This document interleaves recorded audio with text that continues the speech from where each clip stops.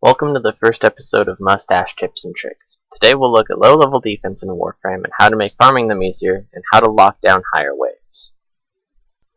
First up is to know your Warframe. Know how the abilities work and how you can use them to save the defense point. It may seem like complete common sense, but understanding how your abilities work and how other frames' abilities work can save you a lot of trouble. With each Warframe bringing a set of abilities ranging from straight damage to utility, or even healing and support, possible conflicts in interest or combinations can present themselves with a little knowledge and know-how. See that Nyx mind controlling large units and throwing down chaos every now and then? They're not going to be very happy or able to use their kits to its full potential if you keep blasting their minions in the face. Certain Warframe combinations will also work well when used properly. A well-timed Rhino Stomp plus a Nova ulti will create devastating results and can save a defense point every time. Same goes for a Nova ulti tied in with Nyx's chaos.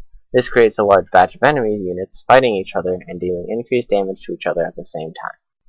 Second up is to know your enemy. Each type of unit has several weaknesses and strengths. You won't want to go into a corpus defense using mostly puncture damage and radiation damage. Early on you won't have a lot of mods to work with, so it's best to concentrate on the flat damage and roll with that. Puncture for Grineer, Impact for Corpus, and Slash for Infested is generally how it will go.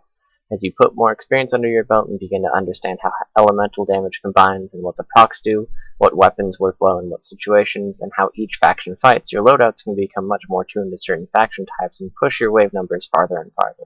The Warframe wiki and forums have cheat sheets that show you these damage combinations and how they work, and what they do. Learning this can save you time and credits farming up mods that you may not need to use in the long run.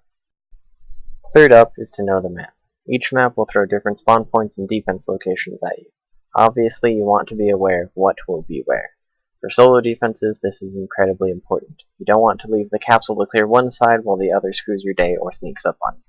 Knowing the map allows you to plan accordingly and use the layout to your advantage. A Valband placing traps in a choke point will be much more effective if units are actually spawning there.